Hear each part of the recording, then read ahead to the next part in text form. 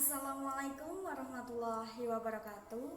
Perkenalkan, nama saya Himayatul Lutfa, NIM 4118050 dari kelas Hukum Ekonomi Syariah B.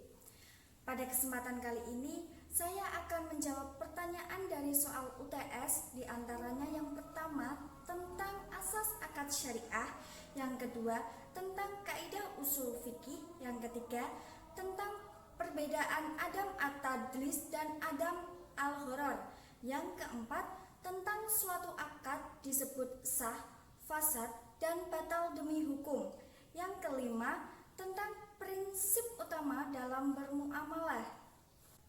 Langsung saja ke soal yang pertama, asas akad syariah. Yang pertama, ikhtiyari atau sukarela.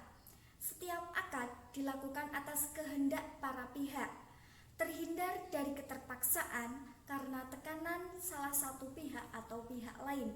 Yang kedua, amanah, menepati janji. Setiap akad dilaksanakan oleh para pihak sesuai dengan kesepakatan yang ditetapkan oleh yang bersangkutan, dan pada saat yang sama terhindar dari cedera janji.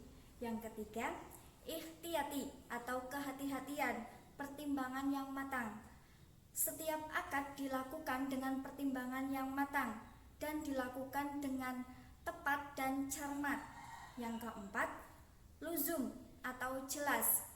Setiap akad dilakukan dengan tujuan yang jelas dan perhitungan yang cermat sehingga terhindar dari praktek spekulasi dan maisir.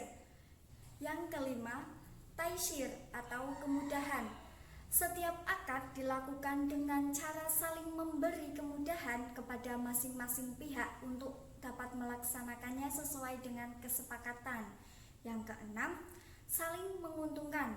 Setiap akad dilakukan untuk memenuhi kepentingan para pihak sehingga tercegah dari praktek manipulasi dan merugikan salah satu pihak.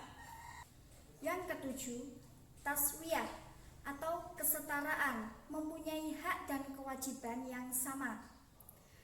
Dilakukan oleh para pihak yang berakad terhadap suatu perjanjian karena sangat erat hubungannya dengan penentuan hak dan kewajiban yang harus dilakukan oleh kedua belah pihak.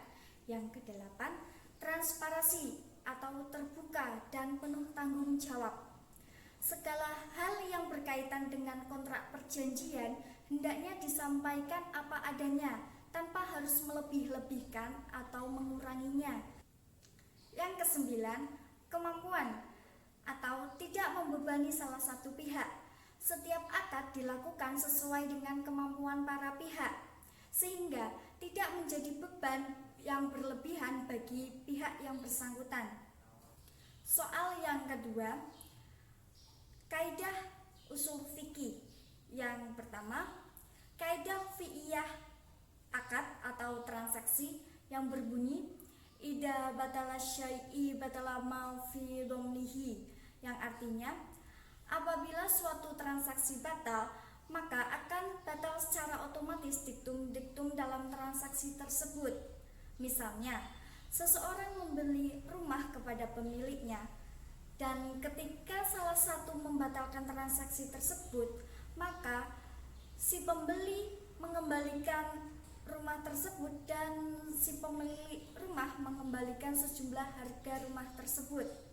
Yang kedua, kaidah fi'iyah mal atau aset kekayaan yang berbunyi akalal malu bil batili haram, yang artinya mengkonsumsi materi yang berasal dari pendapatan yang dilarang oleh syariat Islam adalah haram hukumnya. Contohnya, membelanjakan harta dari hasil korupsi, kolusi, menipu, merampok, hasil upah perbuatan zina, keuntungan barang yang haram adalah haram untuk memakannya. Yang ketiga, kaidah fi'iyah perbankan yang berbunyi al aslu fil manafi'il hali wa fil maldorit tahrim, yang artinya pada dasarnya semua yang bermanfaat boleh dilaksanakan dan semua yang mendatangkan mendatangkan bahaya haram dilaksanakan. Contohnya pada produk peransuransian adalah pada produk wakalah bil ujroh, yaitu suatu badan usaha atau lembaga keuangan yang berbuat sesuai yang diinginkan, di mana badan usaha atau lembaga keuangan yang mengelola urusan tersebut mendapatkan upah atau manfaat. Soal yang ketiga, perbedaan Adam al-Tadlis dan Adam al-Gharar. Adam al-Tadlis adalah transaksi yang mengandung suatu hal pokok yang tidak diketahui oleh salah satu pihak. Sedangkan Adam al-Gharar adalah transaksi yang mengandung suatu hal pokok yang tidak diketahui oleh kedua pihak yang bertransaksi. Kemudian, yang membedakan di antara keduanya adalah apabila tadlis terjadi, pihak A tidak mengetahui apa yang diketahui pihak B. Sedangkan dalam gharar, baik pihak A dan pihak B sama-sama tidak memiliki kepastian mengenai suatu yang ditransaksikan. Soal yang keempat, suatu akad disebut sah apabila akad yang terpenuhi rukun dan syaratnya.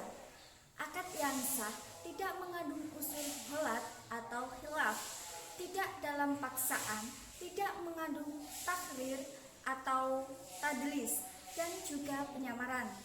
Kemudian akad yang fasad apabila akad yang terpenuhi rukun dan syaratnya tetapi terdapat hal yang merusak akad karena pertimbangan maslahat.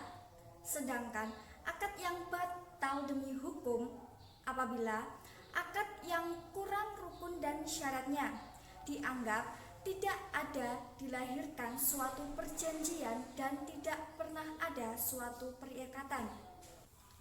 Soal yang kelima, prinsip utama dalam bermuamalah. Yang pertama, Adam al-Tadlis adalah ketidaktahuan satu pihak. Artinya, transaksi yang mengandung suatu hal pokok yang tidak diketahui oleh salah satu pihak. Yang kedua, Adam al-Gharar adalah ketidaktahuan dua pihak. Artinya, transaksi yang mengandung suatu hal pokok yang tidak diketahui oleh kedua belah pihak yang bertransaksi. Yang ketiga, Adam al-Maisir adalah tidak mengandung judi. Artinya, kegiatan bisnis yang dilakukan dalam rangka mendapatkan sesuatu dengan untung-untungan. Yang keempat, Adam al-Ihtikar wa al-Taksir adalah tidak boleh ada penimbunan. Artinya, tidak boleh menimbun untuk memperoleh keuntungan yang besar dengan harga yang melonjak tinggi, sedangkan masyarakat dirugikan. Yang kelima, Adam al-Dhum adalah tidak menzalimi dalam artian tidak menganiaya dengan unsur penindasan terhadap tindakan eksploitatif, yaitu mengeruk keuntungan sebesar-besarnya dari masyarakat kecil. Yang keenam, musyawarah adalah harus ada kerjasama yang saling menguntungkan. Artinya, kerjasama antara pihak yang saling menguntungkan bukan saja bagi pihak yang terlibat, melainkan juga bagi seluruh masyarakat. Yang ketujuh, albir wa al-taqwa adalah tolong-menolong dalam kebaikan dan takwa. Artinya, dalam bentuk muamalah yang termasuk dalam kategori suka sama suka, ialah bentuk muamalah dan pertukaran manfaat dalam rangka pelaksanaan saling tolong-menolong antar manusia dan kebaikan dan ketakwaan. Yang kedelapan, takaful al-ijtimai adalah saling menanggung. Artinya, yang saling menanggung risiko sesama manusia sehingga manusia satu dengan manusia yang lainnya menjadi penanggung atas risiko masing-masing. Yang kesembilan, Adam al-riba adalah tidak mengandung riba. Artinya, pengambilan tambahan dalam jual beli secara batil atau bertentangan dengan prinsip muamalah dalam Islam. Sekian jawaban UTS dari saya. Kurang lebihnya mohon maaf. Wassalamualaikum warahmatullahi wabarakatuh.